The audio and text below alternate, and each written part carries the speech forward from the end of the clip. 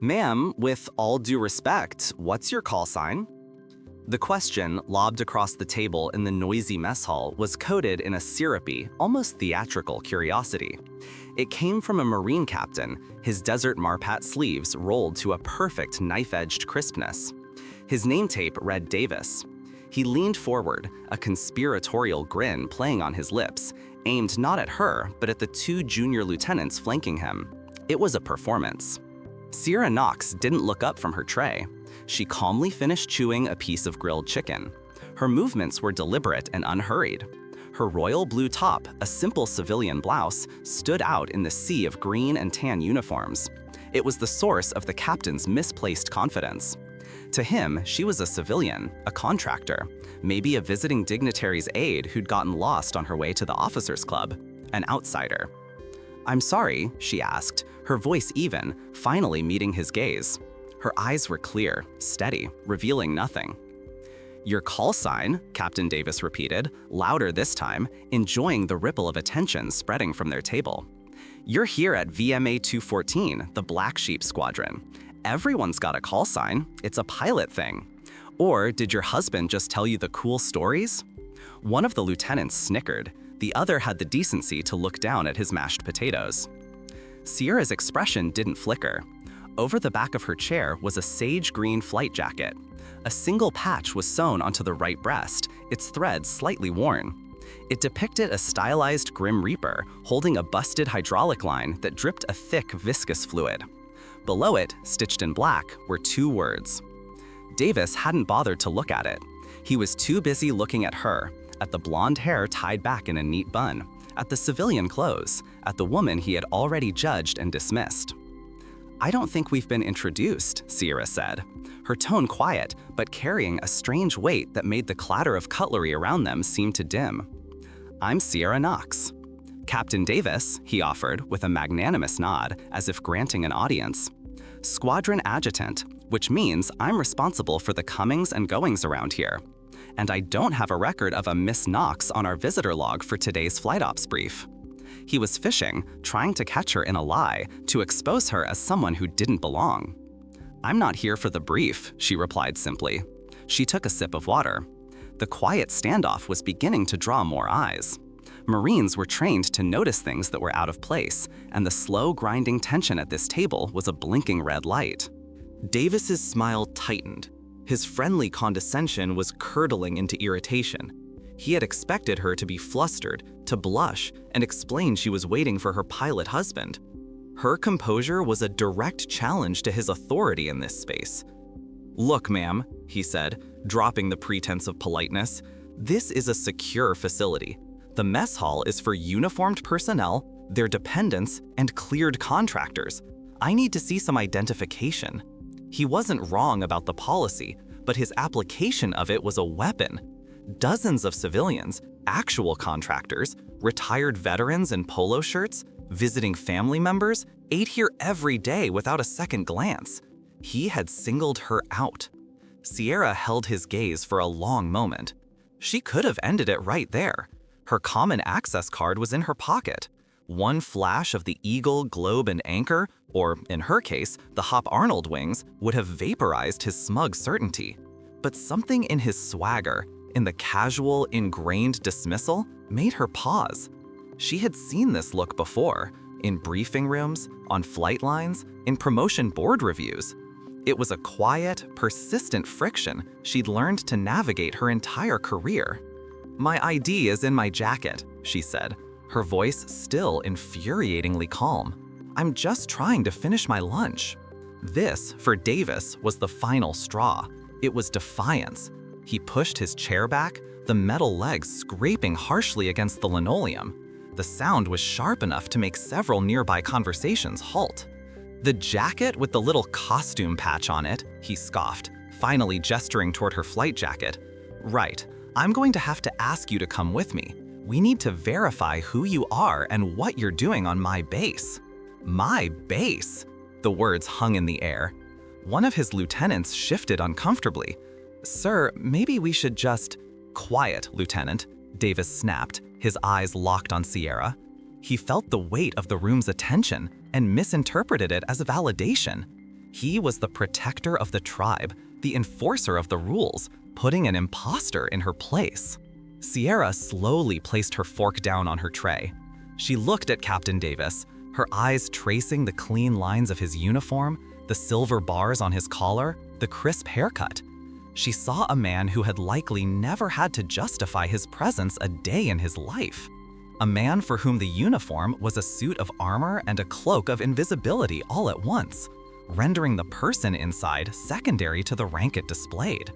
He looked at her and saw a blue shirt, a woman, an anomaly. He couldn't see the uniform she wasn't wearing. Her gaze drifted past him across the crowded room, and for a split second her composure wavered. It wasn't a crack, but a flicker of deep, bone-wearing exhaustion. An old memory, sharp and unwelcome, surfaced. Not of combat, but of a classroom at the academy. A crusty old instructor droning on about the history of women in aviation. He'd called them aviatrixes, a word that felt like it belonged in a black and white newsreel. He'd spent more time talking about their hair and their pluckiness than their flight hours or their contributions. The condescension was the same. A different uniform, a different room, the same stale air of assumption. "Captain," she said, her voice now cold and precise, stripped of any warmth. "You have two options. You can return to your seat and finish your meal, or you can proceed with this course of action. I feel obligated to inform you that the second option will have a significant and negative impact on your career. The choice is yours." The threat was so direct, so devoid of emotion, that it stunned him. For the first time, a sliver of doubt pierced his arrogance, but he was in too deep. The eyes of his subordinates, of the entire mess hall, were on him. Backing down now was unthinkable. "Is that a threat, ma'am?" he asked, his voice low. "It's a weather forecast," Sierra replied. Across the room, sitting alone at a small table near the window, Master Gunnery Sergeant Cole chewed his food methodically. He was a lifer, a career Marine who had spent more time in the fleet than Davis had been alive. He'd noticed the woman in the blue top when she walked in, not because she was a woman, but because of the way she moved. There was an economy to her motion, a quiet situational awareness in the way she scanned the room before choosing a seat with its back to the wall. It was a habit you picked up in places where you needed to know where the exits were. He hadn't paid much attention to the unfolding drama at first. Young, cocky captains were a renewable resource in the Marine Corps. But then he heard Davis get loud, heard him mention the jacket. Cole's eyes drifted to the green flight jacket slung over the chair. He squinted. The light from the window caught the patch. A Grim Reaper, a dripping hydraulic line. Cole's fork stopped halfway to his mouth. He knew that patch. He'd seen it before. Not in person, but in a grainy photo attached to an after-action report he'd had to review years ago. It was from a joint operation in a place full of mountains and bad intentions. A JSOAD, Joint Special Operations Air Detachment, that flew missions most people would never read about. They were ghosts. His eyes shot back to the woman. Blonde hair, calm demeanor. It couldn't be. The pilot in that report, the flight lead, they called her. The memory hit him like a physical blow. Her call sign. He couldn't remember the name, but he remembered the legend. A cold knot formed in Cole's stomach. This wasn't just a captain being an idiot. This was a captain poking a sleeping dragon with a sharp stick. He watched Davis stand up, watched him puff out his chest. Cole knew this was seconds away from becoming an institutional disaster. He stood, leaving his half-eaten lunch on the table. He walked calmly, purposefully out of the mess hall, his eyes not leaving the back of Captain Davis's head. He knew what he had to do. The captain was a problem for later. Right now, he had to alert the tower. He had to let the base commander know who had just landed. He pulled his phone from his pocket as the mess hall doors swung shut behind him. He didn't have the colonel's cell number, but he had the next best thing, the sergeant major of the base. He thumbed the contact and lifted the phone to his ear, his mind racing. "Gunny Cole here," he said when the call connected, his voice urgent. "Sergeant Major, you're not going to believe this, but I think Sticky 6 is in our chow hall." There was a pause on the other end of the line. Then a single sharp intake of breath. "Cole, are you sure?" Sergeant Major Thorne said, his voice grim. I saw the patch, and I'm watching Captain Davis from VMA 214 trying to escort her out for not having an ID. The silence that followed was heavier than any explosion. It was the sound of a career ending. Keep eyes on them, Gunny. The Sergeant Major's voice was like gravel grinding. Don't intervene. The Colonel and I are on our way. 5 minutes. Inside the base headquarters building, a world away from the clatter of the mess hall, Colonel Jensen was reviewing budget proposals when his Sergeant Major appeared in the doorway. His face was a mask of controlled urgency. Sergeant Major Thorne didn't knock. That alone was a 5-alarm fire. "Sir, we have a situation at the East Mess," Thorne said, his voice low. Jensen looked up, annoyed at the interruption. "What is it, Sergeant Major? Did the salad bar run out of ranch again?" "No, sir. Master Gunnery Sergeant Cole just called me. He says Major Sierra Knox is in the mess hall." Jensen frowned, the name unfamiliar. "And?" "Major Knox, sir. Air Force. Her call sign is Sticky 6. The name landed in the quiet office like a grenade. Colonel Jensen's posture changed instantly. The casual slouch of an administrator vanished, replaced by the rigid attention of a combat commander. He dropped the pen he was holding. It clattered on the polished oak of his desk. "Sticky 6, he repeated, the name tasting like ozone and jet fuel. He hadn't heard it in years, but you didn't forget a story like that. A story that was whispered with a kind of reverent awe at Joint Command briefings and in the smoke pits outside classified intel vaults. "Are we sure it's her?" "Cole saw her JSO patch, sir," Thorne confirmed. "And apparently Captain Davis is having a professional disagreement with her regarding base access." Jensen swore a single sharp syllable. He stood and walked to his computer, his fingers flying across the keyboard. He pulled up the Joint Personnel database, his security credentials granting him access to files most would never see. He typed in the name, Knox, Sierra. Her file appeared. The photo showed the same woman Cole had seen, blonde hair, impossibly calm eyes, but it was the lines of text below the photo that made the air in the room go thin. Major, USAF, Billet, Special Operations Command Liaison. The rest was redacted. Below that, a list of decorations, Distinguished Flying Cross with Valor, multiple air medals, a Purple Heart, and then the citation for the DFC. It was heavily redacted, but the key phrases leaped out. Sustained heavy damage to own aircraft, without navigational aids, under direct enemy fire, successful combat search and rescue of downed aircrew. "Get the car," Jensen said, "and get Major Evans from my staff, now." He was already shrugging on his blouse, his movements sharp and efficient. He knew the optics of this mattered. Captain Davis wasn't just harassing a visitor, he was insulting a decorated war hero from a sister service on their turf. It was a catastrophic failure of leadership and professionalism, and it was about to be rectified very, very publicly. Back in the mess hall, Captain Davis had reached the point of no return. Sierra's calm defiance, her weather forecast, had pushed him over the edge. His authority in front of his men was on the line. "All right, that's it. You're coming with me," he said, his voice rising. He reached out not to touch her, but in a come-on gesture that was both impatient and dismissive. "We can do this the easy way, or I can have the MPs escort you. Your choice. But you are leaving this facility now. I'm half convinced that patch is a fraudulent wear of a unit insignia, and that's a federal offense." The accusation hung in the air, ugly and final. Fraudulent wear. It was one of the most serious insults you could level at someone in the military community, an accusation of stolen valor. Sierra slowly rose to her feet. She wasn't tall, but she stood with a grounded stillness that made her seem to take up more space than she did. She looked at Davis, and for the first time, he saw something other than calm in her eyes. It wasn't anger, it was pity. "As you wish, Captain," she said, her voice resigned. It was at that exact moment that the main doors to the mess hall swung open. The sudden silence was absolute. Every conversation stopped, every head turned. Colonel Jensen strode into the room, his presence sucking the air out of the space.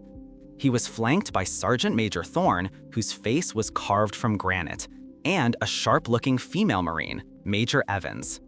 They moved not like they were entering a cafeteria, but like they were stepping onto a parade deck for an inspection. Their pace was measured, their eyes forward. They scanned the room once, their gaze falling on the small knot of tension in the center of the hall, and then moved directly toward it. The entire mess hall population, as if pulled by a single string, rose to its feet. The sound of 100 chairs scraping back at once was the only noise. Captain Davis froze, his face draining of all color. He snapped to the position of attention so violently he almost wobbled, his mind struggling to process what was happening. The base commander was here in the middle of lunch, and he was walking directly toward him? The trio stopped a few feet from the table. Colonel Jensen's eyes were like ice chips. He completely ignored Captain Davis. His gaze was fixed on Sierra. He took one more step forward, stopped, and rendered a salute so sharp, so precise, it seemed to cut the air. "Major Knox," he said, his voice ringing with a deep formal respect that echoed in the cavernous silent room. "Colonel Jensen, Base Commander, welcome to Marine Corps Air Station Miramar. I must apologize for the reception. We were not aware you were on board today." Sierra returned the salute with a practiced ease that was utterly at odds with her civilian blouse. "Colonel, no apology necessary. I was just grabbing a bite to eat." Davis's world was tilting on its axis. Major? The colonel had called her Major. He had saluted her. The woman in the blue top. He felt a wave of nausea.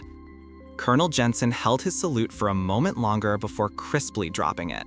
He then turned his head slowly, his eyes finally landing on Captain Davis, who looked as if he was about to faint.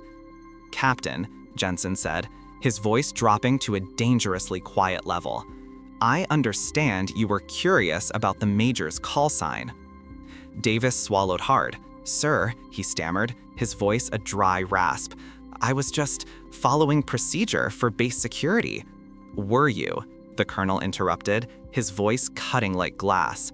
"Because it looked to me like you were harassing a decorated officer from a sister service. Major Knox is here as a guest of SOCOM, preparing to brief my senior staff on joint operational tactics she learned firsthand." He took a step closer to Davis, lowering his voice so only those at the table could hear, but the intensity was felt throughout the room. "That patch on her jacket, the one you called a costume, that's the insignia of a JSO she commanded. They don't just hand those out. They're forged in blood and fire."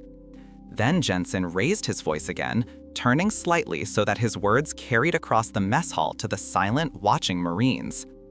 "Some of you may have heard stories," he began, his voice the resonant baritone of a commander addressing his troops.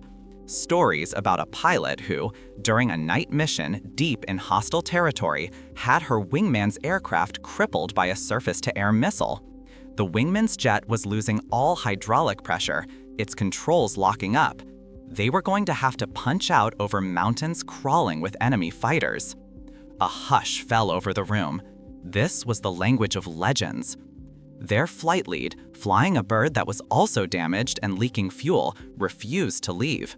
She flew a protective figure-8 pattern around the crippled jet for almost an hour, fighting off intermittent ground fire, coordinating a combat search and rescue team, and talking her terrified wingman through the emergency procedures.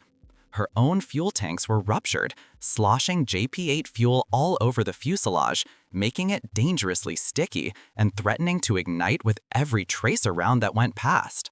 Jensen's eyes found Sierra's. There was a profound respect in his gaze. She stayed on station until the Caesar birds were in sight. Only then, with her own fuel gauge on zero, did she limp her plane back across the border, landing on fumes. She saved 2 lives that night in a $30 million aircraft. That pilot was Major Knox. The aircrew she saved gave her the call sign Sticky 6. Sticky for the fuel-soaked jet she refused to abandon, and 6 because she always has her wingman's back. The story finished. The colonel turned his full attention back to the pale, trembling captain.